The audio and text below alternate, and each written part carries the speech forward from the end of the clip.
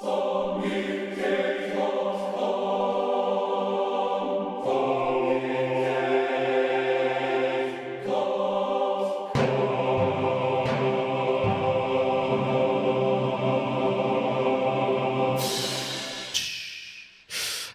everybody, welcome to Sonic Talk number 385 as we pile headlong into Christmas. We've just had the cyber, Thanksgiving and what have you, so I guess you American friends sort of have two Christmases almost in 1 month. Seems slightly unfair to me, but that's the way it goes. I guess you've got other issues to deal with as well as we have, so it all evens out in the mix or whatever it may be. Anyway, welcome everybody to the show, Sonic Talk. This is streaming live. If it's the first time you've seen it, perhaps you're watching this on YouTube or just listening to the MP3. We stream live every Wednesday, 4 p.m, sonicstate.com/live. There's a live video stream and a chat room, and so you can participate. In fact, we thoroughly encourage it. In fact, there are the chat room. If you are watching it, they're there. It's fulsome. Actually, God, that is. There's loads of people in there this week. So thank you very much for joining us. Also want to say thank you much to our sponsors. In case you've, again, if this is your first time, Isotope are sponsoring the show. And they're giving away lots of stuff. In fact, we've got an announcement to make later in the show, which will be a winner for the new Iris 2 software instrument, which is sort of latest version of that. And also, we'll be giving away another copy. So stay tuned for that. But in the meantime, we'll get back to our guests. And I can stop rambling and we'll start in reverse distance. So we have Gaz Williams over there in Bristol in his bass garret. Gaz, of course, professional bass player, music producer, and regular contributor to the Sonic State thing. Yeah. How are you? I'm really excited right now. Yes. Yeah, Cubase 8 has just been announced. And, that's true. Yeah. I'm downloading it at the moment and just reading through what some of the things it's got has just got me kind of because I've just got a lot of work on and in Cubase now. Just the time to upgrade then.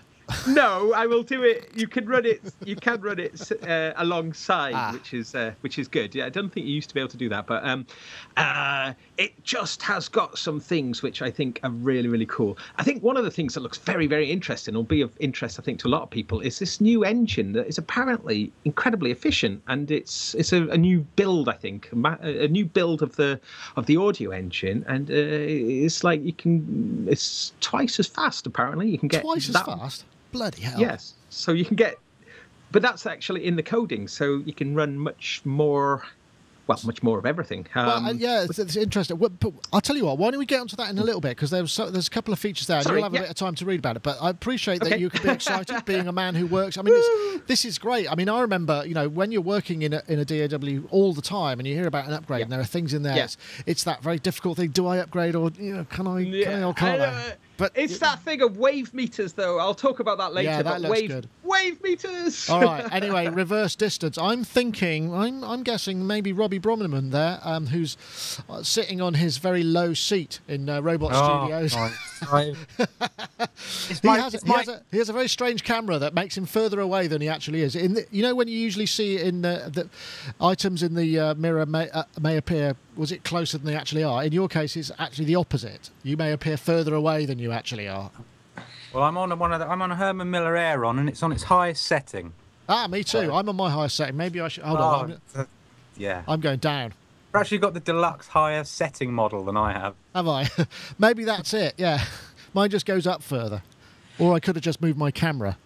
That's probably the easiest way. But I understand yours is kind of fixed position. Anyway, Robbie Bromman, Robot Studios, also music producer, composer, film music composer, MD for Howard Jones. You were saying in the pre-show you're getting your Mac set up. Is that your new waste paper bin Mac? That's right. Yeah. And it's all great because I've actually got what I've got for it. I've got a tiny little padded bag that you can get for it. Oh, that is beautiful. So it's part of my portable rig I can take around. That is cute. That's the sort of thing, though, if you carry, everybody is going to know what's in it. You're going to have to handcuff it to your wrist. I'm not going to put it over my shoulder and go for a stroll down the road with it. Not where you live, gosh, a very dodgy neighbourhood. Yeah. Anyway, Robbie, thank you very much for joining us. I look forward to hearing your thoughts on our topics shortly. And then in next distance, I think it's Dave Spears, g4software.com.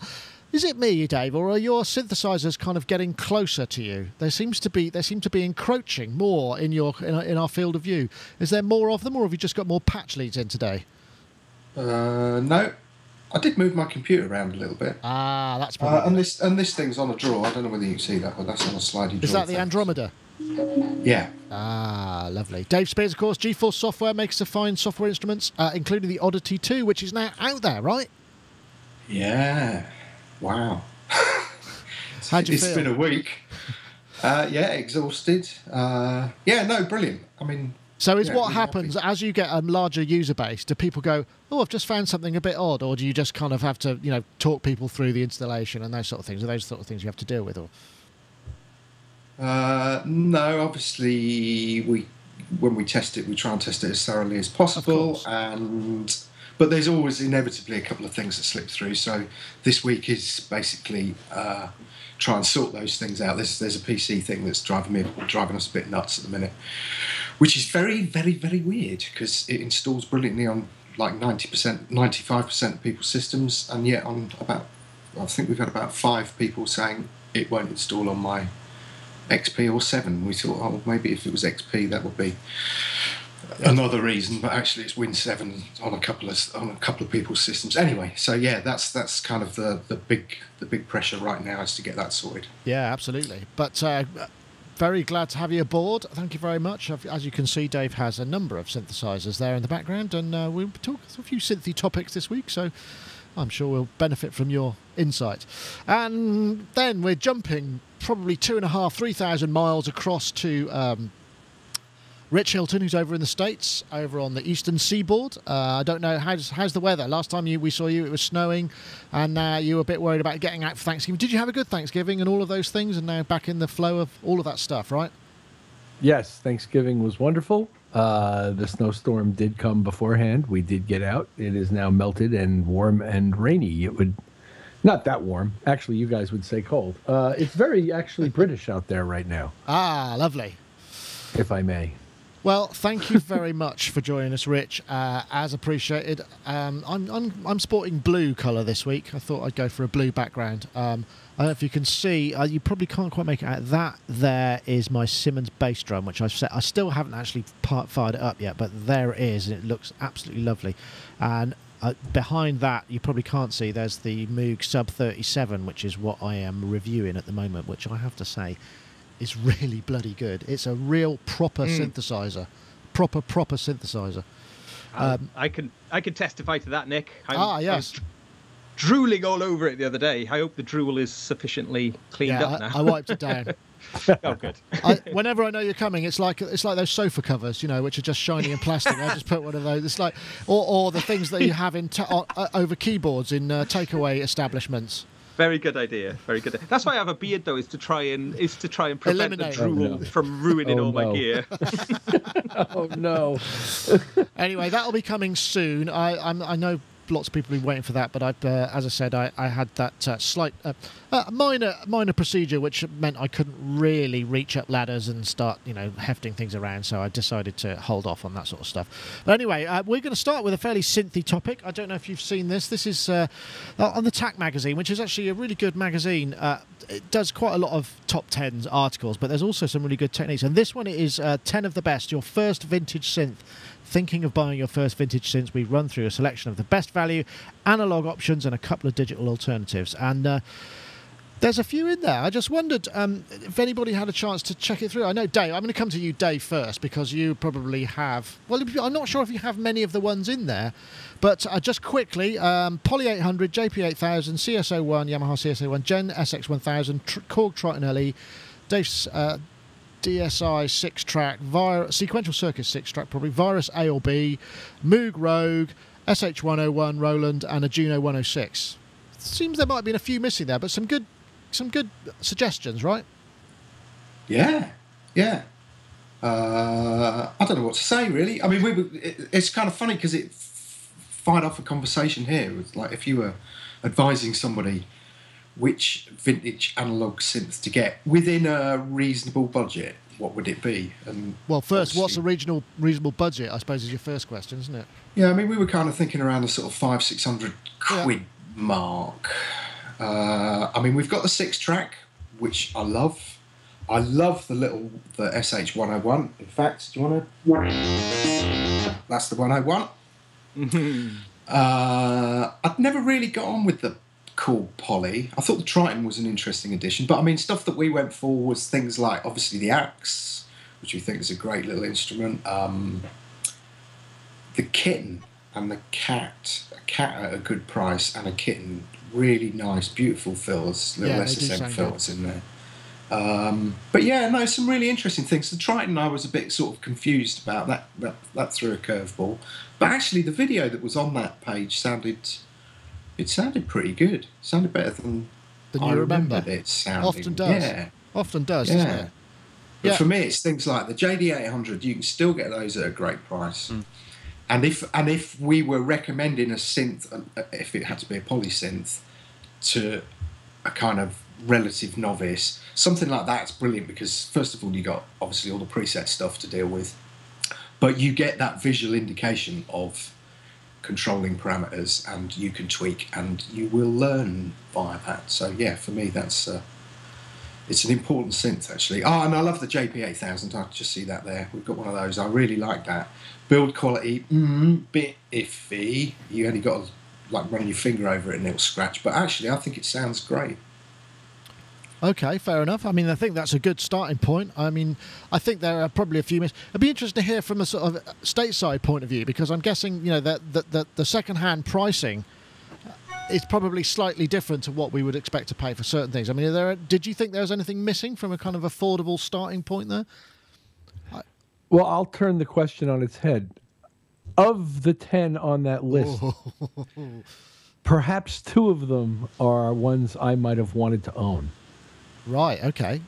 Which were? SH101 is one of them. I didn't memorize the list, but there was one other that, for the most part, that list represents the difference between people's retrospective romance for these things and my recollection very strongly at the time of release as these things came out of what I thought of each of them.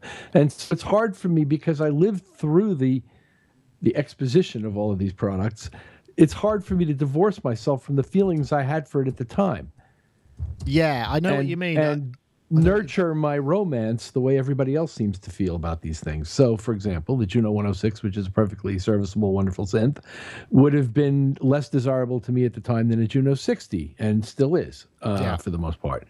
A Moog Rogue, to me, was perceivably a toy at the time. Yeah. And now has a little more gravitas with me, but just still doesn't come anywhere near rising to the level of, say, a multi-Moog or even a micro Moog or a whole host of other monophonic products.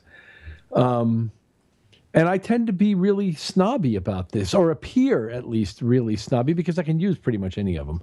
But I appear really snobby of them because the things I have the most regard for are the things that had all that romance when they came out. So like Dave's 8 Voice, for example, is one of the most wonderful romantic synths I've ever seen. Memory, as I've mentioned in the past, Memory Moog has a big thing with me in my heart. Prophets do. As for monophonics, you know, the early ones, the 2600s and the mini Moogs and those things, and the earlier Moog products with that big, huge, fat sound, modular gear. I mean, that's where my romance lies. So these things like Poly, you know, what was it, the Korg 800? Poly 800. Poly 800, which is a pretty damn good product, especially in the context of the 2 they had released previously, which were sort of hideous. That was actually a really nice product, nice sounding product for the money. And so it was also, if I remember, it was also one of the first ones that was released with reverse keys. I had that. I had the reverse keys one. Oh, Robbie, did you? Yeah, cool. It was my first. Well, I had a Korg Delta, which was my first synth, which I got from a guitar shop, and I've still got it. It's the only thing I've got. And I actually had 7 of those synths on that list actually when I counted up over the years. But yeah, after I had the Korg Delta, the first proper polyphonic programmable synth I got was a second-hand reverse key Poly 800. And yeah, I loved it. It had that little sequencer on it, like you could put a few notes into it. And I don't recall that one. I used to love that thing. I had that, and then I got a DX9, and it was like, wow, I can connect these two together. This is actually that's one of the things that I think was, you know, no DX7 in there, which I think, you know, considering the capabilities of the thing and what you could probably buy one for now, or TX, you know, none of those in there. I was quite surprised. I was also surprised not to see the CS10, which I found just this very. I thought, how much do those go for then? And I found there's CS10 here for buy it now price, 319 quid, which seems pretty cheap. Plus, I look at the SH09. Roland SH09 is a really nice. The oscillators on that sound really nice, and they're all kind of sub 500. Some of them even cheaper than that. So SH2, fantastic instrument. Yeah, that's a bit more. That's going to cost you a bit more though, isn't it? Because it's they're rarer, and 2 oscillators and a sub, I believe. Is that right? Mm. Yeah. Yeah, really nice sounding instrument. Yeah. What's the criteria for it to be a vintage synth? That's a very good question. I wonder what they put. Yeah, because the Triton, you know, that's the one that you notice that's the anomaly almost in the list, isn't it? But I suppose that's been out 20 years, hasn't it? Well, it's one of those Korg synths that's been out for years and years, has had a long life, shall we say. It's an evolution of the M1, isn't it, really, I suppose? Yeah. So it's, you know, because when I was thinking about that, I was thinking, well, where's the Alesis Ion? You know, that was a cool synth, I suppose that's only, but yeah, maybe 10 years, isn't that? Yeah, I suppose so. Maybe too young. Guys. Too young. Just too young. Okay. Age inappropriate. but in a way, though, what it was getting me, I was looking at the list and I was thinking, well, the Triton appears in many ways to be the least desirable out of all of the ones on the list, but yet is probably the most capable music machine there, though, really, isn't it? In a way, even if it's not quite as much fun, possibly.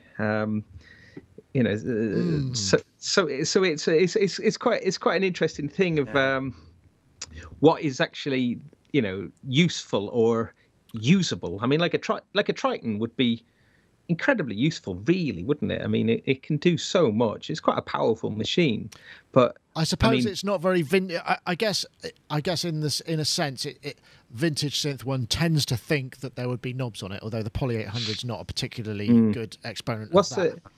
I nearly bought the bought MKS70. Yeah, true. The Korg Z1, was it? I nearly bought one of them a couple of years ago. I saw one for dead cheap though, like 200 quid or something. They're expensive.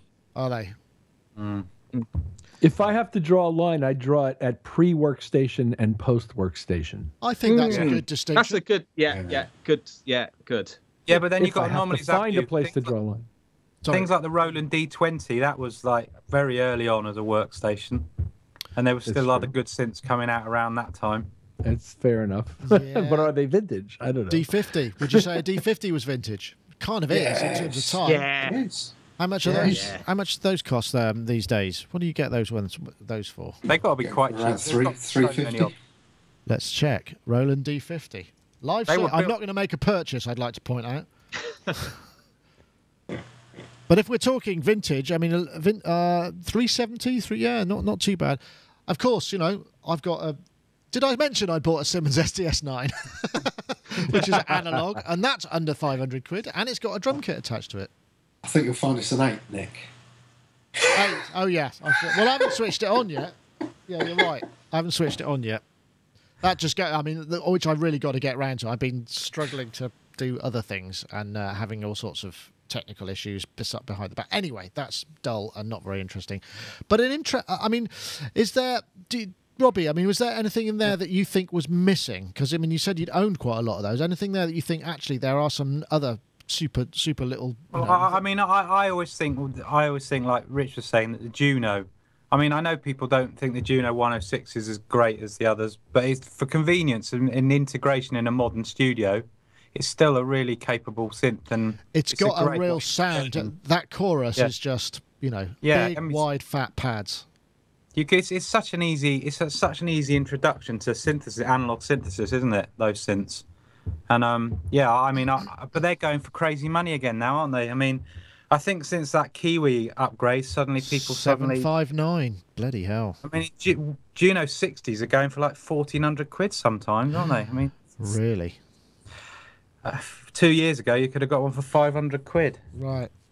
I guess that's the way of things, isn't it? It's an interesting kind of cycle, and there's a topic perhaps we can mention on that earlier. I think what we'll do now, though, is we'll hear from our sponsor, because we've got a competition to dish out and a result to give and a message to send. There's all sorts of things that we have to do in quick succession.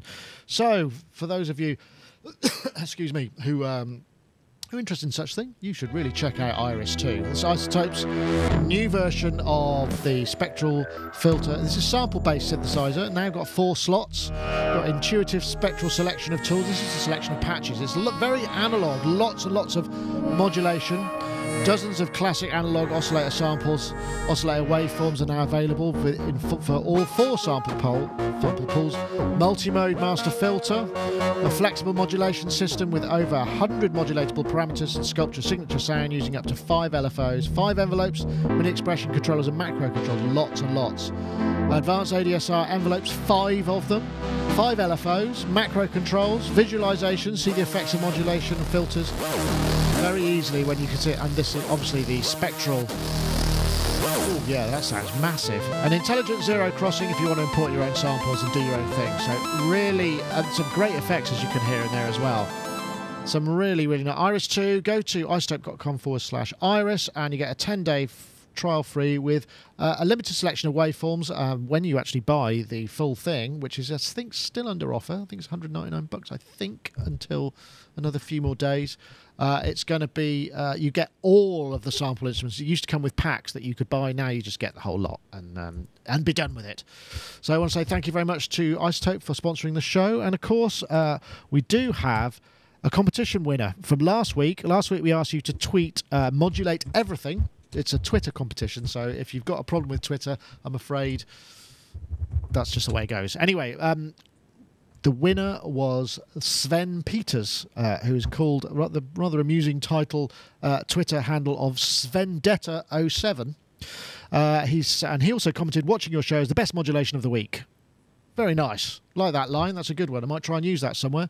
So if you let me know who you are and send us your email address, we will get the Isotope Fairy to give you the Iris 2 codes for download, and it's all yours. So brilliant. Well done, Sven Peters. That's Svendetta07. If you know him or you are him, then please do claim your prize. And we've also got another competition. As we say, every week, Isotope gives something away. So if you want to win Iris 2 next week, you have to basically just tweet this. We've got a special little search algorithm that will basically go out and find everybody who entered, and then we pick a random number from the number of entries at stake. It's all very straightforward. So if you want to hashtag, you want to tweet the hashtag Build Your Own Synth to @SonicNick and @Isotope Inc. Basically in blue there, highlighted. If you tweet that, then you can enter the competition. For our audio friends, hashtag Build Your Own Synth, one word, to @SonicNick and @Isotope Inc.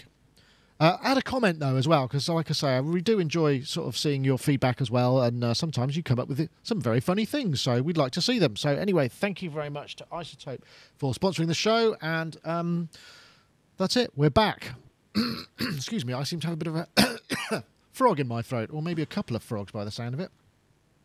What was our next title? Oh yes, we had Black Friday, didn't we? That was insane. I know, Dave, you posted that. There was all sorts. I mean, it seems to have gone completely crazy in the UK, and it's something that's been imported as a sort of tradition from the US, I think, to do with Thanksgiving. In the same way that Boxing Day sales have now encroached after Christmas Day, sometimes on Christmas Day, because people can't stand being in the house with their family for even a morning, so they go out and go shopping as a kind of antidote to that. I suspect the Thanksgiving sales are the same thing. You go out and you do stuff, and also I suppose you might defer your gift and buy it in the sales. That's another way of doing it. But we actually ran a live blog that day, which went mental. It had tens of thousands of hits on it. We were just posting stuff as we found them. And I was doing it here with Rich, our guitars editor, and we were both going, shall I? Oh, I don't know.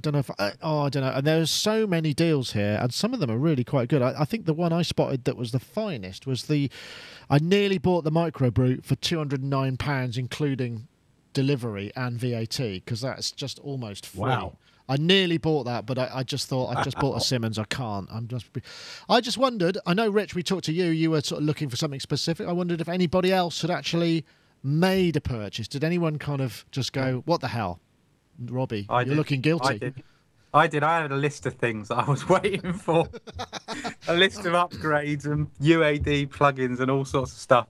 But it was like the UAD thing was just like an avalanche, because I'd got a couple of UAD satellite Thunderbolt octos, so I chose to register them on that day, and then it was just like I got all these vouchers just given to me. You're welcome. Here's a voucher for $100. Here's a voucher for $200. Here's a voucher for $300. So you just went. So I just went in the shop and everything was half price. So it was just like I was amassing all this stuff I've been wanting to get for ages for ridiculous money. What did you get then? Yeah. What plugins were you specifically after? I wanted the reverb, what's it called? Forgotten already. AMS reverb. Right. And I wanted some of the new mastering plugins they'd got. I mean, they do this very cunning thing. When you buy a new product and you register it, they give you this one-time opportunity of when you register to get a load of plugins for a set price. And it's just like too tempting. You just can't. You can basically get like $1,200 worth of plugins for $300. Any plugins you choose, and you just sit there going, I just can't decide. Because once you click OK or no, that's it. The offer's gone. Oh, that's clever. It's one of those right on your seat kind of decisions. So yeah, no, I think the funny thing is, I think musicians are probably much more aware of Black Friday in the UK than most other people, because we've been getting all this stuff through, haven't we? Like endless emails for years from all the companies about it, and so I've kind of known about it, but just like you said, the UK just suddenly this year turned the light switch on and went, okay, we're having Black Friday. Which I thought was a bit weird. And indeed it was, yeah, and it got lots of press and what have you. So, Rich, I know you were looking for home theatre stuff. Did you manage to satisfy your desire, or did you get anything else while you were at it? All of that. Oh, God. All of that. Well, I did order, have not received yet, and have been told, do not touch until Christmas, my replacement for that all-in-one system over there that my son, with his new apartment, is already chomping at the bit to take from me. I bought a Chromecast as a gift for my sisters-in-law. I hope they're not listening. And what else? Just little stuff. Nothing huge. I mean, the home theater thing was, that's the one you were particularly after. Interesting. I know a lot of people went for because the Waves bundles were ridiculously discounted as well, weren't they? I mean, there's a lot of people went for that. Yeah, I didn't buy any plugins this time, but I buy plugins anyway. I wasn't enticed. UA is always dangling coupons, especially this time of year. So, and they're dangling coupons like crazy, and I'm tempted. Of course, it's like we've got practically everything they do anyway, and so much of it is good. So dangling maybe coupons. I think that's the show title right there. Yeah. Well, it's like the carrot on the stick out when you're running for it. Yeah, I want that thermionic culture vulture. Oh man, that is really nice. Tosh, one of our reviewers who sort of specialises in the UA stuff, he's got an Apollo. He did a really cracking review of the thermionic culture, and it sounds awesome, and it's really, really. I had the pleasure to use one in hardware. About a year and a half ago. In somebody's studio that I was working in to record lead vocals, and I was really pleased with it. And I wasn't using it so much as a cruncher and a distortion thing as a limiter, but as a compressor. But still, it was really lovely. Well, I bought a Dyson as well. What? A vacuum cleaner? They were running sales. Yeah. I saw that. Yeah. They were running sales. Yeah. Just the thing for cleaning up the blackness on the Friday, isn't it? You can hoover up all the black of Black Friday with your Dyson. Perfect. And I never thought I'd be so excited when I tried it out and realised how crap our other Hoover had been for about the last 5 years. There's something. Yeah, it's almost. It's a very clever piece of marketing because it's a kind of basically it's domestic cleaning utensil marketed at the power tool crazy. It's perfect, really, isn't it? It's just one of those perfect pieces of marketing because it's such a great piece of science. Gaz, I'm guessing you might or might not. Did you pull the trigger or anything? No, I came close to that Vox Night Train little valve amp. Actually, I have to say that was very, very close. No, but I did want to ask Rich though. I mean, in Britain we had like virtual riots all over the country. There was like a kind of live update about Doncaster, it's kicking off in Doncaster, blah blah blah. Does that happen? Is that like do people just like end up fighting over? Okay. Over I was wondering if over a $300 flat panel TV. Yeah. Yes. Oh, okay. Yes. Fights break out on lines, and I don't know if it's like the old scalping business. In the old days, the ticket scalping business, the scalpers would send thugs to the line to enforce line positions for their friends, so that they could get the cream, the pick of the tickets before everybody else who had been waiting for 3 days camping out online. And there's some aspect to it that's starting to become like that. And also just random hypertense, high-tension individuals really, really, really wanting that $300 TV. Wow, that's astonishing, really. I don't feel quite so bad now about our country. I just think we should be equally horrified in this case. Gaz, did they let you off with a caution then?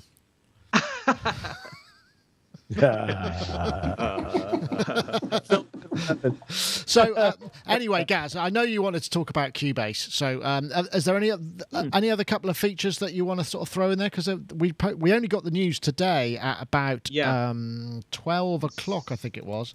So I did write a quick piece on it and obviously pointed everybody to our fabulous Cubase Focus. Oh yeah, I did write. Oops! Oh gosh, that's wrong. Cubase 8 drops new features. Right. Okay.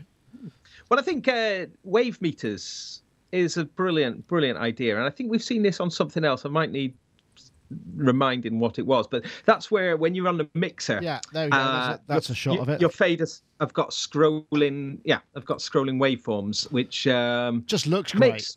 More than anything else. It looks great. Yeah, but I mean that makes great sense, doesn't it? When you're working, you can see when things are coming. It just, I think that it's. I'm looking forward to that, especially. I think that's going to have a really good effect on. Do you know if mixing. you can set the window? Because I mean, obviously for automation that would be really useful because you can get ready. You see the vocal take coming, so you can see the phrasing, and then you could actually just kind of quickly, be ready for it. Well, I mean that whole mix console is completely resizable. You can, so I'm assuming that you can. I don't know. I'm looking at that, and that looks to me like there's maybe a 2 and a 4. So there's a bar and a half, but I don't know what the tempo is. Do you know what I mean? I am totally guessing there. So. Oh, sorry. So how far many ahead, seconds? Yeah, don't know. I'll have to report back on that. You one. can zoom. You should be able to zoom in and out because on the stuff that they're actually emulating there, you can zoom in and out. Which is the last Avid console release, I believe, had this. Oh, that's right. That's where we saw it. Yeah, it looked that's beautiful. Where we saw it. Yeah.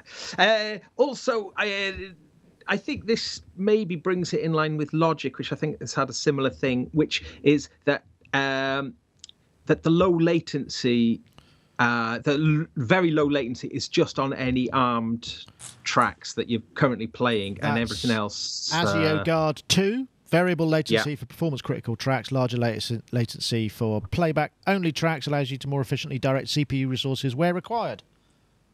Which seems like a very sensible and welcome. So I mean, this update, I have to say, it looks like it's really concentrating on things which is gonna please the user base, things that that directly feed into workflow, and rather than sort of introducing too much novelty things, which it seems like really good. Well, in fact, maybe the clue is in the title, because Cubase now, this is called Cubase Pro. They've added a Pro. Yeah, that's true. So maybe this is to try and attract maybe people who think of it as not in the same league as something like Pro Tools, perhaps. But I'm downloading it at the moment. But I expect the server's getting hammered, isn't it? So it's probably I think so. It's taking a long time. What's interesting about this is this whole, I mean, I do recall the days when I used to get really excited about DAW upgrades. Yeah. In terms of and I guess when I started then working more professionally, it's a double-edged sword, isn't it? Because obviously you could upgrade. And I really want that feature, but you've got to kind of make that choice as to whether or not is it worth it. But as you say, with the Cubase 8, you can run it in concurrent, which is kind of cool. Yeah, that's true. And just another one I was going to mention is render in place. Again, doesn't sound the most exciting thing. Maybe other software has already had similar features, but just being able just to convert your MIDI into audio and not have to create new tracks for it and have to, because I think maybe that's something that's needed a bit of an overhaul. So that looks like it's really good. And again, it's playing into this idea of just really concentrating on workflow, really significant workflow increases. So it's worth looking. That's the dialogue. What's interesting there, you've got this dry transfer channel settings, which I'm guessing if it's MIDI, you'd bounce it and then it would transfer the plugins that are happening post your instrument or whatever, so that's then applied to the audio version of it. That's a really cool idea. Isn't it? Yeah. So, as opposed to it just printing it with the effects as well. So there's options there, which again, this is workflow stuff, real world workflow enhancements. And that is the stuff that gets me excited, really. I mean, there is some new plugins and that kind of thing. In fact, one plugin that is worth a mention is the return of Quadrafuzz. So people may remember Craig Anderton's Quadrafuzz that was it's like a multi-band distortion, which I think we've seen lots of things like that in over the years. But when I think Quadrafuzz came out, wow, what's that, like 15 years ago or something? It was, it's one of the very first VST effects, I think, and it was fantastic and used to use it just so much. And then, I don't know, maybe it just dropped off and over probably didn't have time to upgrade it and what have you. Interesting. Quite possibly. But seeing that come back. I have a question. Okay, Robbie, I know that, changing computers, changing DAW is a real pain. Yep. When was the last time you got excited about a DAW upgrade rather than just, oh God, I'm going to have to do it, all of this? Oh, yeah. I think probably the one I got most excited about was Logic 9, not 10, because although I'm really happy with 10 now that I've sorted out, reskinning what I wanted to do with it and making it usable on my eyes. Yeah, I mean, I don't really get that excited because I have such a set workflow that whenever a new version comes out, I just kind of make sure I assimilate all my existing workflow into it. It's like the way I use a Mac. I still like to have like folders I can see on the desktop, and people come around and say, why do you want to see the hard drive on the desktop? Why don't you just do, why don't you go with Apple's new way of doing things? And I think you just get to a way of doing stuff, and you just kind of adapt everything to make it work for the way you want to work. So I never really get that excited. The only thing that excites me is when they update them, so I know that they're not, not broken anymore. Logic, that it's still a going concern. That's what excites me most. I suppose that's a fair point. I know, Rich, what about you? I mean, the same must happen to you because, you're using it professionally. It's like there's a point at which, you feel you have to because you want a new feature. But has there been a point where you go, I really, really want to get my hands on this, I can't wait to get it installed? Or is it perhaps something outside of what you would ordinarily work on that happens? I keep hoping that that's the next one. I want them to make one I can't break. Yeah. That's all. I want a version I can't break. That does some cool stuff as well. And in some cases in less than 30 seconds, as we know. But I want one that I can't break. And I can still break them very easily. I'd like to see Pro Tools 11 running on Robbie's new Mac Pro, umbrella stand Mac Pro, and see how that feels. And really load it up with VIs and see how it's doing. Well, to give you an idea, I've transferred everything, and I put one of Howard's mixes, 5.1 mixes, which I just finished the day before I moved across. I loaded it all up and put it on my new Mac Pro. And on my last Mac Pro, it was about 90%. All the process meters were pretty much at the top. and the hard drive, disk I/O stuff was about 70%. I put it on my new Mac Pro and I loaded it up, and the CPU meters across all the cores are at about 15%, and the hard drive I/O was about 20%. So, I mean, it's just like, yeah. That's running within Logic, though, right? Yes, that's right. But I'm just saying the jump in terms of power from the very last generation is quite massive. Right. Yeah. Interesting. I know, Dave, I'm guessing from your point of view, it's not just about the DAW, because you've got to think about compatibility of your products as from a day job side of things.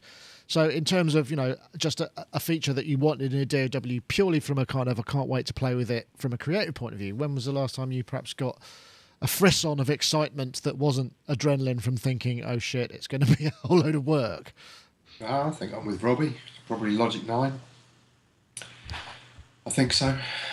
Do you know, I can't remember. I kind of deal with so many DAWs on a day-to-day basis that they all kind of merge into one big mush. But no, I mean, I kind of wear two hats, don't I? Obviously the development hat, and for which we have to test with everything. And staying on top of updates is almost like a kind of full-time weekly job. It's like, oh, hang on, Logic's Cubase 7.5, now we're talking 8. And then obviously on the day job, I'm again very much like Robbie. I like to see that Mac hard drive folder on my desktop, and so that I can just kind of move very quickly between stuff. So yeah, I think everything Robbie said, I completely agree with. Interesting. I'm trying to think. I think it probably was Logic 9 or 10 for me. 10 probably, because I think it introduced. Oh no, I think it was 9 again, because it introduced the notion of proper grouping tracks and kind of the notion of elastic audio, so you could take drum tracks and sort them out. That's the one thing I always was hoping 10 was going to get better. It's just it's the elastic audio is just not good enough. The algorithms are just not good enough, and I keep hoping that that's going to change. That's one of the things on my wish list. Yeah, to be honest. I think that's fair enough, because then you could everything is just. It's so temperamental about what it chooses to do a good job with and what it chooses to do an awful job with. And sometimes things you think it will really cope with, they just come out terrible. It's just one of those. It's like it has an off day and decides it's not going to do it, put the effort in or something. I don't know. Sure, yeah. One thing I was mentioning last week with the new update of Machine 2.2 was this new chord function, and scale function, which brings Machine a little bit more like Ableton Push. But I noticed now that Cubase 8 also introduces chord pads, which we saw in Cubasis, the iPad version of Cubase. So again, just it was the point I was making at the end of last week's show. It's just I'm really thinking that we're going to see lots of very, very chordal music coming out. So I'm quite interested to see that, just because it does make complex harmonic chordal developments very, very easy for people without musical training, and so again, I think that's always interesting when it opens up those musical ideas to people who it takes away a certain amount of that theory that you have to go through. Just go, oh, I like the sound. Yeah, I don't necessarily understand why that chord follows that chord well. The software is kind of looking after that. And this really winds up some of my high achieving musical friends who've done lots of training. Put the work in, yeah. But they put the work in. But purely from a creative point of view, I'm very interested to see how this is going to happen. So saying that, you could do this in Ableton for a long time, I have to say. But just seeing that now coming into Machina and Cubase as well, I think, yeah. Interesting. Maybe we're going to see a new, because what tends to happen is you get a couple of DAWs introducing specific features, and then the rest follow. It's the same in any industry, isn't it? As soon as they become a norm, then people expect them in everything. So people have to put their own spin on it. Very interesting. Well, let's get back into the live world. The hardware world. I found this thread on. I thought I did. Where's it gone? Oh, it's vanished. Where's my Reddit thing gone? I've just lost my page now. Oh well, never mind. It's gone. Never mind, but it was a Reddit thread on synthesizers, and it was to do with this kind of peak sales in synthesizers and technological milestones. And I just thought it was an interesting kind of area to explore.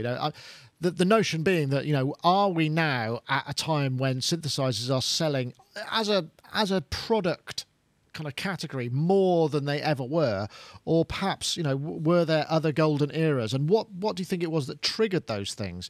I guess I'd come to you, Rich, because you've been involved in synthesizer sales in your past history, in terms of a long time back perhaps when you were working with modular, but I mean those principles must still apply. I mean, is it purely down to the artists using them, or is it the affordability? I mean, the affordability has got to be a big factor, right? The affordability, yeah. The fact that everybody's got a workstation on their laptop these days, and wants to make those sounds on those records that they hear that they like. I think it's always driven that way. But I don't really know anything about sales. Just like before we were talking about used gear, and I don't really know how much these things sell for. I really have no idea. And I don't have that insight like Robbie brought about how something was selling for 500 quid 2 years ago and now it's getting 15 or 16. I don't have... all I sort of know is what I think of the thing. Yeah. And then I'll find out what it costs if I need to know. But so as it relates to this question, I don't really know the sales numbers. I do know that it seems to me that in the culture that synthesizers are, particularly the word analog, are worth and more interesting now than they've been in at least decades and maybe ever. Because even in the heyday, I don't think the breadth of the interest was as great as it is now. Now, I don't know if that's reflected in sales numbers, and it's a completely different business than it was back then in terms of what you had to sell and how much money you had to make and that whole thing.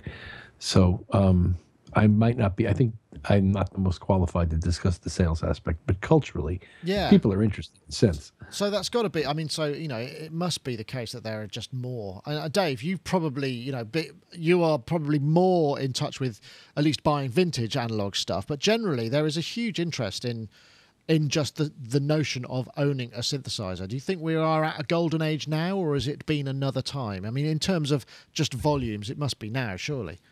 Yeah, I'd say now, yeah. Yeah, I mean, I worked for a company doing consultancy in the 90s, and they were saying at the time a respectable selling synthesizer for them would be about 5,000. 10,000 would be they'd be happy. But if they got around 5,000, that was generally the expected, which I was very surprised at. I thought it would be more than that. But I mean, then you have a look, when you go back to something like the DX7, I think that was the first synth that broke the 100,000 barrier in terms of sales. 750 or something, wasn't it? That article said 750,000. Well, it said... I'm not sure about that. Was it 750? Was it 250? Was it 150? I doubt if it was 750,000, but it may have been 150,000. I was doing some research on a book, probably early 2000s, and the figure then, in discussion with people like Chowning and Dave Bristow, was around the kind of 175,000 mark. Right. Which is colossal, really. Yeah, that's huge. Well, it redefined everything after that. I mean, the DX7 was a really important synth on that front. From a mass production point of view. Yeah, and I mean, if you think, all of these lounge bars and stuff like that had, that people turned up and played in, Loads of those have DX7s. I'm guessing the one thing that's actually probably not mentioned an awful lot, and it's something that Alesis pioneered with the notion of surface mount technology in pro audio equipment, because they started, I forget what the name of the mixer was called. It was a mixer that was kind of it was like cast out of carbon fiber or something. It was all sort of one piece, very sort of modern production techniques in terms of manufacture and surface mount stuff that meant that we could have, I think, a 24-channel mixer with whatever it had. I forget what it was called, but it was absolutely groundbreaking. And then closely followed by the Effects. I think that was their first product, though. And they kind of really showed the way in terms of how one then pushes things on. So that must have been a huge change in terms of what we're now benefiting from now, I guess, as well. Even though, it does, for some people make the build quality less or whatever. What about something like the Monotron? Sorry, would that? I mean, that in modern terms must be one of the most accessible synths, and people would have bought on a snap purchase. Perhaps guitarists or anyone would have bought it just for the fun factor. That's got to be pretty high in terms of sales. I wonder, interested to know what that really means. Yeah. What's the best-selling VST synth? I mean, what kind of figures are we looking at? You know, because that would be quite interesting in terms of just, you know, the comparison. I'm selling or cracked. That's the thing. That's yeah. I mean, yeah, user base selling. Well, selling would be interesting. I wonder that's a really good question. I wonder what it is. I'm guessing. Presumably, Spectrasonic stuff must be kind of up there, and maybe I mean, if you're talking about a rapper, Contact's probably the biggest selling, isn't it, in terms of the technology that's in there? But that's not quite the same. But I guess it's each sale of a Contact instrument is effectively a sale of the Contact engine to a degree as well. I don't suppose anybody's going to tell us that sort of information or give it that very. I know David's being very quiet, and I we're not expecting you to give up there, but I'm just curious. I mean, within the industry, there must be certain instruments that are like, oh yeah, if you could do as well as that clearly has, there must be certain ones, and I just can't think what any of them are at the moment. So this is one for the chat room. It's got to be. But, yeah, I can tell you after. After a while. I can tell you after the show. I mean, I can tell you that sales of VST instruments are bigger than hardware. Yeah, sales. That would make sense. I know that for a fact. That's interesting. I would imagine something like Omnisphere is going to be, pretty much everywhere, isn't it? Yeah. Well, that's interesting. I mean, because that brings you. I mean, it's like there are certain. It's like Spectrasonics. They haven't released anything sort of major for some time now, so they're either kind of going, well, let's just go in a different direction or whatever. I'd be really curious to see what they come up with next, because they've gone quite quiet. Whether there's something on the boil, I suspect there must be, just purely because they're a bunch of innovative and smart people. So that people wait for that kind of stuff. But it's what I love about their stuff is that they don't rush, they don't saturate the market. But what they do release lasts for a long time. Yeah. And is eminently usable for a huge period of time. Musical too, yeah. I mean, I think they marry the engineering and musicality of a product. I think they marry it pretty much perfectly, in my opinion. I always consider Spectrasonics the holy trinity. Those three. I always go, they're like part of my desert island setup. What, the Omnisphere and... Omnisphere, Stylus, RMX, and Trilogy. Trillion. Trillion, that's the base one, isn't it, Trillion? Yeah. I mean, they just, like Dave says, they what they do, it just does perfectly, and they always keep it up to date and support people, and, they're just, they're a really good company. Yeah. Interesting. Yeah, I used to have Stylus RMX. I remember I bought a box from a place in a music shop in Bristol, and it was really, really useful. And I, for some reason, as I've gone through various computers, I've just not kept it up. I should reinstall it and kind of get it going again, because it's just in terms of, because it works so well from a breakbeat point of view, which was what I was doing a lot of then, but also single hits when you can sort of fire off and dismantle those things. Go, I like the snare from that break and all that sort of stuff. I use Stylus pretty much every day. So do I. That's interesting. Massive of it. Great stuff. I've got hundreds of libraries. It's one of my staples. Great stuff. That's an top tip there, Stylus. And because I guess the thing is with those sort of things is because they're not pushing the kind of whole PR. Hey, new thing for Stylus. It sort of tends to fall away to the wayside, and when people are looking, it's not something that would be front in people's minds if they were looking for a kind of beat-based, rhythm-based type of plugin. It comes with a bunch of content, but it's also very, very powerful in itself, isn't it? Yep. Yeah. Okay. It is. Interesting. Well, going back to your question about numbers, and I'm speculating here, but I would be surprised if Spectrasonics numbers were half NI's. Because NI is shoving multiple products down the pipe constantly on a year after year after year basis. So there's so many people out there at this point with Absinthe on their computers that never used it. You know what I mean? But it's there. because it comes with everything else that they sell, and you'll buy that package to get one or two of those things. So because of the way they've bundled everything, I'm guessing, I don't know the numbers, and somebody does, but I'll bet you that NI's numbers are huge as compared to Eric, God bless him, Persing's numbers with Spectrasonics. And I think that Spectras... Yeah. Sorry. Yeah?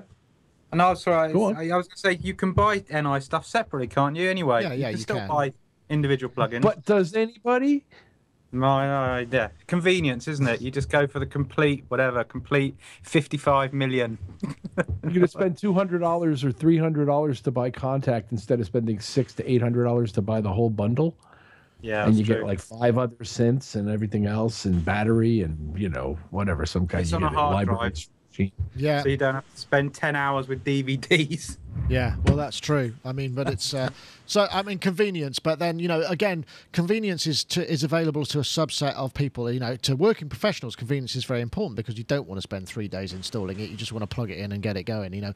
Whereas, perhaps to people who are more hobbyists or just do it as on occasional professional level or whatever, that's a different market. So they've got to pitch it just right, I suppose, to get those numbers. But that's interesting. I mean, software synthesizers obviously huge, and people can get into. I think that in many ways it's a kind of gateway into owning a synthesizer, because people who maybe are working in the software environment and think actually, and they maybe have a go on somebody's piece of hardware synth and they go, wow, that was a completely different experience creatively and philosophically and everything to what I'm used to doing just with a computer, is really powerful. And maybe it's the transition that's making a difference. So not only is it the surface mount technology and the other technology, it's the fact that you can get these emulations in software that then people want something. I take you back to the sub 37. Sorry, go. No. I think that's absolutely right. I do every year. I do a talk for music technology graduate, pre-graduate people, and what's fascinating is they're all working in the box throughout the kind of course, and I get called in at the end of it to bore them to tears with the kind of history of. I usually hand out a few trumps and say, if I'm boring you, just play this quietly on your own. But I'll always end up I'll always take the Mini Moog, and I'll take that, and then for the last hour, I'll just say, and obviously this is the thing that kind of defined everything that came thereafter, certainly in terms of operational flow and architecture, and just play it. And what's absolutely staggering is even the surliest kid, the minute they touch analog synth, in particular like a Mini Moog, they make that connection with the electrons, and they grin from ear to ear. And I find that quite stunning, and I think that in itself, coming out of the box and touching something that's tactile and creating this relationship with an instrument so quickly, they just go, oh yeah, and that's when the kind of the gear lust starts. Then they're on eBay. You're responsible, are you? Yeah, I like to think so. Well, that's good. That's what you're there for, isn't it? Of course, point them delicately in the direction of the Mini Monster. But yes, I'll take your point. Absolutely, I think that's. No, certainly in terms of hardware, that's really that. Once they make that connection with an appropriate piece of hardware, then they just kind of go, whoa. And it really is fascinating to watch, because, like you say, some of them are a bit overly cool and a bit reticent to kind of get involved at the beginning, and then they make that connection. And actually seeing it, you can kind of see something get switched on. See the moment. That's interesting. I sort of get why you're such a lunatic, Spears. Sorry, Robbie, you had something to say there. No, just before, if you're going to go on, I saw last night that that French company Arturia, they've released a Matrix 12 plugin. Yes, I heard that. It's a new bundle, isn't it? A couple of people in the chat room said it's actually pretty cool. So, that was one of the synths I always used to lust after. Yeah, it's amazing looking, isn't it? It is. It's very definitive. Dave, you got a Matrix 12 for real, or a 6? Sold it. Oh, you fool! Honestly, it was the most uninspiring piece of kit that I'd ever used. It was interesting. I could understand, software, it might work a bit better than the hardware, but for me, having come from, say, something like the OBX and the OB8 to then go into this thing where it's like, I'll punch all these buttons in, great filters and stuff, but for me, it was just like, I swapped it actually. In fact, I sold it in order to buy a camera. I hope it was a good camera. Yeah, it was. Thank goodness. Oh, well, that's interesting. But yes, you are right. There are more instruments from Arturia. In fact, Arturia, I think there are rumours that things are going to be coming at NAMM. In fact, didn't they drop a teaser recently about this new audio interface, which seemed actually kind of fairly unremarkable on the surface of it. So I don't know exactly what it's going to, it's going to be, whether it's going to be wireless or whatever. We don't know yet. But that's an interesting blend of the two disciplines, I suppose, hard and soft. I went into Guitar Center when I was in the States. I went into Guitar Center and tried out that Rhythm Wolf thing.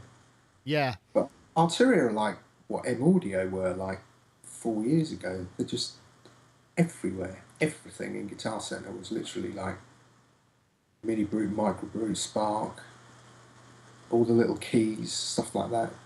Amazing. They are great synths, those brutes. They certainly are. They certainly are. And as I said, I know, Dave, Rich, you got yourself. Have you got a micro or a mini? I keep forgetting. It's a mini, isn't it? Micro. Yeah, lovely. Now, here's a question. Now, this is something that got me quite excited. Ah, there it is. I want to know what the... is it possible to divorce the sequencer from the keyboard output? So you can send the sequencer out of the CV out, but not have it trigger the engine? Because that got me quite excited by the possibility. Because I don't know. I don't know. I don't spend that much time with the sequencer in this thing, the step sequencer. Might be a mod, I'm guessing, because it must presumably drive the same engine. I doubt if they've got separate channels in terms of how that works. Guess. Yeah, help, by the way. My Micro Brute, which is my second one, because the first one I had to send it back. This one, the sequencer isn't working. I don't know if anyone's experienced this. You put it into record mode, you put it into play mode, nothing. And I've gone with the Micro Brute editor thing on the software and tried it, to sync externally, to sync internally. Yeah, I was going to say, it sounds like it could be a clocking issue. Sequencer, it seems to be dead. Oh, that's a shame. My other one that had the output went on it, so I don't know. It's a great synth, but I'm just wondering if there is a reliability issue with it. Well, you're not the first person to say that. But just want to quickly, in the chat room, I think it's got Rant said Nick Bat no. That sounds like a sort of, no. I think actually, no, they don't. It doesn't. The sequencer can't, I think, is what the answer to that is. There is a piece of software that allows you to interface with the Micro Brute and adjust certain parameters that aren't available on the front panel. Yeah. It may be that by looking in there, you can jog whatever it is that's preventing it from working and get it working. Or run the firmware again. Run the firmware. Yeah, I've done that. You can do that too. I've done that. But you looked in the software control pages? Okay, yep. Very good. Yeah. Okay. So it's. Oh well, that's a shame. I feel for you. I know, because I've got this dream because I've got this little case for my the modular, and if I can just make the lid a little bit deeper, I could fit a Micro Brute in there and flip the whole thing up. So I'd have the modular, flip it down, and there'd be I'm getting close. I mean, essentially, what I'm trying to do is emulate an AKS. Keyboard version, something in a suitcase. What I'm basically trying to do is make a piece of luggage that is a synthesizer with a keyboard, but I'm having to go around around the houses to do it. So if I need to make my lid a little bit deeper, then I put the Micro Brute in it, and then I've got effectively pull the lid down, synthesizer, patching. I'm there, That's what I'm trying to get. Can I give you a little secret insider, which I did from a lot of searching when I was looking for cases for my Euro rack? Yeah. I found this UK company called Stag Music. Oh yeah. And they make this really narrow SKB ABA rack, and they do them in 2, 6 and 8U, and they're literally that wide, and they cost about 70 quid. And they're brilliant because inside the lids as well, they've got like these mesh baskets where you can keep all your patch cables. So if anyone's putting together a modular, they're really good. Oh, I'm trying to find it. I can't find the... but yes, I will check the Stag Music. Okay, which is here. Yeah. Stag. I can't see. It's not their most prominent product, shall we say? No, it's not. No, but they're great because they're so cheap. That's Is Is that Stag STAGG? That is, yeah. That's right. Yeah, that's it. Yeah, yeah. I only just recently found out. I mean, they were making like instruments in the early 70s, weren't they? Stag. I've only just discovered that. Yeah, because I saw a Stag bass guitar, unless it's a different one. That's the early 70s. STAGG. I think it might be right. That's the company. Yeah, I'm looking at the website now. Yeah. Oh, I'll post the link on the chat room. Here we go. Hold on, I'm looking products. Oh yeah, no, it's going to take more time than I have here, and I much as live web browsing and fumbling around in the search engine must be very thrilling to most of you. I suspect that some of you might not find it so. So, oh well, we're nearly there. I think there was one thing I just wanted to do, which was the drum sounds thing. Does that make sense? Do people want to do drums or names? Yep. Let's do drum. I've just posted it on the chat room, by the way. Okay, thank you very much. Right, we'll do this last video and then I have to call it a night. This is Wave Alchemy. This is a chap called... Hello, my name's Matt Erminy. I'm a sound designer specialising in analog synthesis, and this is the first in a series of videos about drum synthesis using the Korg MS-20 Mini Synth, which is really great at making analog drum sounds. You can make all the drums you want and have them as individual samples, and load them up into your soft sampler or your hardware sampler, and you'll have your own unique sound bank of your own drum sounds. I won't play all of that because I've actually got a webpage here where he's posted. This is a free download from Wave Alchemy, and there's 3 tracks, and there's just some really, really cool. These are all just MS-20 minis, which obviously fairly heavily processed, and you know, but they are quite. I mean, what's so? Well, shut up for a bit. You'll hear them.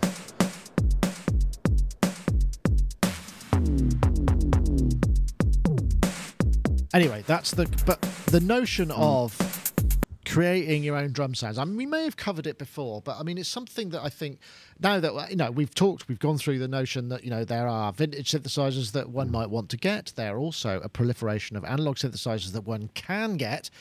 So why not make drum sounds with them? And I just wondered whether many of you, because generally speaking, modular synthesis doesn't necessarily, or you know, deep synthesis to create individual sounds and then put them in. It's not something you can do sort of in the middle of a session necessarily, but does it have a value? Dave, you've got a lot of modular. Are you making drum sounds with your stuff? And if so, what's your kind of, where do you start? What I do is I hook the synth.com up with the 2600 with the AKS, and I make a hi-hat sound. That's a week well spent, I'd imagine, that one. Yeah, exactly. Yeah. No, I do, but only if.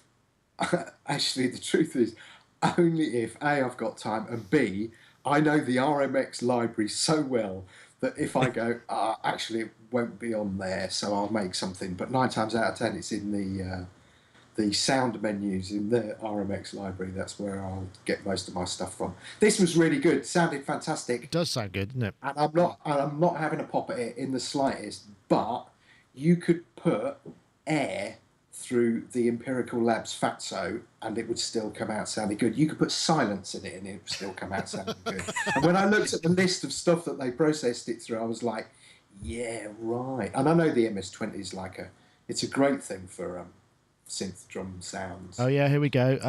Empirical Lab Fatso and Distressor, A Designs Alicia Expressor. Yeah, some nice things here. Culture Vulture, that's a good one. Valley People, yes. Oh, the Shipman Ebb and Flood. Now that is, for people who don't recognise that was only a few of them made, but it had the most amazing compression circuit in it that was just brilliant for beats.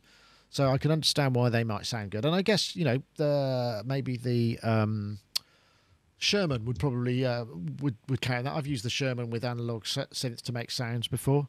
I know, Rich, I'm guessing that might be a bit of a luxury in your work environment, but, you know, of a Sunday afternoon when perhaps you haven't got anything else going on, do you turn to make drum kits out of analog bleeps and pops from your synthesizers? Or where would you if you wanted to? Oh, I could, and I would do it right here, but no, I don't usually, and liked these quite a bit, downloaded them straight away. Would highly recommend them to anybody based on what I heard. Yeah, no, they do sound nice. Somebody else has done it for us. I'm just laughing because I just had flashbacks of a couple of months ago when I was doing some Sushi Friday stuff with my friend Andy, and we sat in it with things like the Mini Brew making hi-hats. Exactly what you were just talking about, the most uninspiring hi-hat sounds. But because we had to make them, you know, we persevered and persevered. And all the time we were just going, oh, can we just use that sound from Stylus? And we were going, no, we can't use that sound from Stylus. Everything we tried to make, we could just think of something else that we had that was better. Anyway. But surely, did you do not sometime? I mean, I guess the Sushi Friday Music Project is something that you kind of said you will make the sounds out of analog. So have you been doing other sounds other than hi-hats? Hi-hats are actually quite difficult unless it's just a white noise thing. No, we did make some good things, to be fair. We did get some good things out of my Euro rack. But it was just funny because some of those things we did spend a disproportionate amount of time on something very perfunctory and not worth the time. It's the process, though, Robbie. That's the thing. Process, you will look back on that hi-hat track when it's and just go, oh, I remember making that. I remember doing a similar thing. I did there's a percussion track in one of the Goldfrapp tracks, and I can't remember which one it is. It's off the first album, and it's just got or second album, and I used the mono poly, and I was just tinkering ever so slightly with the decay of the envelope to get this kind of ever so slightly, and I was so proud of that. It did take a disproportionate amount of time, but it did sound unique, and I sort of, every time I hear that, I go, oh, I remember that session. I remember doing that, and remember them giving me the license to stand there and tinker with it for hours. But, you know, those sort of things give it a character. Hey, Gaz, what about you? Well, I mean, I use the OP1 as my to make drums with. I mean, sorry to mention it yet again. But there's one particular one synth in it called the DNA, and that's quite a fun one. It's called the DNA because I think it's a Blackfin, the processor that's sort of at the heart of the OP1. It's got its own serial number that it can somehow access through its own software. So the DNA synth actually uses that number as the heart of the synth of that particular synth. So it's called DNA, that meaning that every one sounds different because it's using that serial number as it somehow, I don't know, generate. But I mean, it sounds like a whole load of horribleness, but but it's philosophically interesting. Yeah. It's amazing for making hi-hats. I make loads of hi-hats with that, and it's because, you know, with the shortest possible decay, so have as little, but get really cool, really cool sounds. They got such, and when I put them onto the mixes that I'm working on, they have a real presence that's quite interesting. So that's my little tip. But it's interesting. I love making drum sounds. I think when I was playing on the Moog round at Sonic Towers the other day, that's what I was trying to do there. You know, because they got snappy envelopes, haven't they? Really snappy. The Sub 37, so which really lends itself to drum. It's very interesting because I mean, it's like the first quarter turn of the attack and decay are really macro, and then when you start to come round, they really in fact, we had the chaps from Source down yesterday, who are the distributors for Moog in the UK, and Alex, who's the resident sort of gear nut, was showing me some really interesting stuff, and I didn't realise that there was so much drive. So anything past 12 o'clock on the mixer on that, and it really starts to drive, and then you've got the multi-drive and the feedback loop. You can get some really lots and lots of colour, and there was another patch that I didn't realise there was quite so many modulation destinations. You could modulate the slope of the filter. In fact, patch number 1 is something that's LFO modulating the slope of the filter, and it sounds amazing because the 6 dB filter sounds lovely on that thing. And that's the getting a bit techie. The whole thing about the Sub Fatty was, you couldn't see what the filter was in terms of slope. It was like a menu thing, and there was no indicator, whereas on this you've got a set of lights, so you can see exactly where you are, and it sounds lovely. A 6 dB filter is quite unusual. Are there any other synths, Dave, that have got 6 dB filters? I can't think of many that would, because it's a really unusual sort of slope for a filter, right? Yeah. No, not that I can think of. Apart from the Sub Fatty, of course, you know. There used to be... That little 303 clone. God, I can't remember who made it. It was a British company. Devilfish? Control synthesis. I think that was Control switchable synthesis? between 12 and 6. Ah, okay. But yeah, no, not off the top of my head. I can't think of anything. Hmm, Did I interesting. hear that the sub 37, is that like they said it's going to be a limited edition? Are you trying to tell me that if it becomes an amazing seller, they're going to say, sorry, that's the end of them? No, the limited edition tributes. is the tribute version. I think they're having okay. trouble. because they're assembling Right. a lot of this stuff. They assemble it in the US, So there's a finite amount of people who can presumably put these together. But the guys at Source were saying there are huge demands for it. And for me, I'm just as an aside. As a synthesizer, it's one of the first synths for ages that feel it's got this amazing level of control and patching ability. It really feels like a kind of synth. It's not purely aesthetic. It's not purely about necessarily just the sound. It's just all the potential there, and it's very deep. And as you demonstrated, Gaz, it's possible to kind of get it to a stage where you could switch on and it would just be doing stuff, and you don't really know what's going on. You could lose control of it, which is actually quite unusual in an instrument these days. You don't often find, that you have to think back to maybe the ARC 2600 or the EMS, where you get something like, I don't know what's going on, what's happening, And so that's quite, but without having to kind of dig in menus and go, oh, I see. It's actually all there on the panel. It's just quite hard to. Sometimes you can just get it to do all sorts of things, which is really nice. Yeah, top of my gas list now. Is it really? Have I planted a seed for you there? Yeah, I'm yeah, terribly all your sorry. fault. But I think that I don't know what the standard edition will be. I mean, I think that in the UK the tribute edition is about 1,250 quid, something around that mark. So. Yeah. And which I think is actually, forget that. That's not a bad deal considering how What's deep. the difference? The deep wood, I think. Oh, no, I don't want wood. I can't bear the wood. I wouldn't want the tribute edition. No, I'd want them to swap it out for something else. MDF. Oh, Micah. I like the rubberized endings of the other ones. Well, I don't know. Nobody knows what the other version will be, or if indeed when it's coming, or any of those things. This is pure speculation. But, Andy Keys in the chat room says price just dropped to $11.69. I think, if I caught that rightly. Anyway, I'll wait till they run out. Yeah, fair enough. Okay, well, I think that probably feels it's been quite a long show today. But we've ran away with ourselves. Thank you very much. I'm guessing some of you must have to get away, so I'll say goodbyes quickly. I'll start with you, Rich, because you might have to shoot off quickly. Rich Hilton there in the States, thank you very much for joining us. You probably have to get off and make some actual records, do some actual work. Anyway, thank you very much for joining us, Rich. Been a pleasure to have you aboard. Thank you. See you again sometime soon. Thank you very much. Yep. And, of course, Dave Spears over there at GeForce Software, thank you very much for joining us and sharing your insights and your lovely backdrop. I think I'm going to have to get you some kind of disco lights, something. You need a spotlight to be moving around behind you just to pick out bits. You need some more lighting.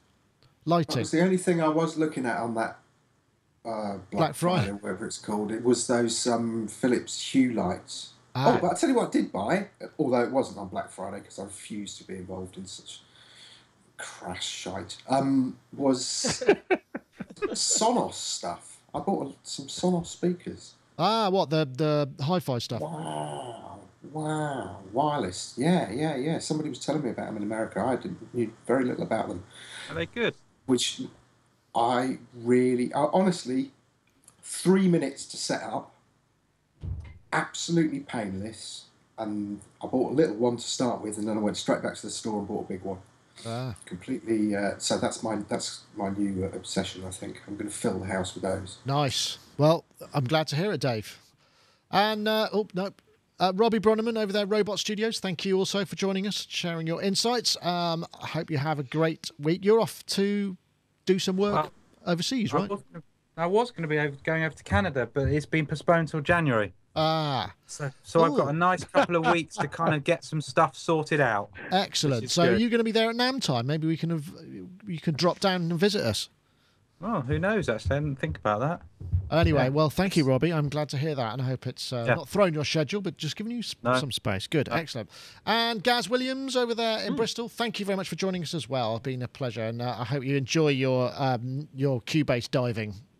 But I've done this thing. I made I just did an interesting thing the other day. I made as much of a bigger aggregate device as I could in OS X with as many. I realised I had so many audio interfaces. You plugged them all in. I made this uber aggregate device.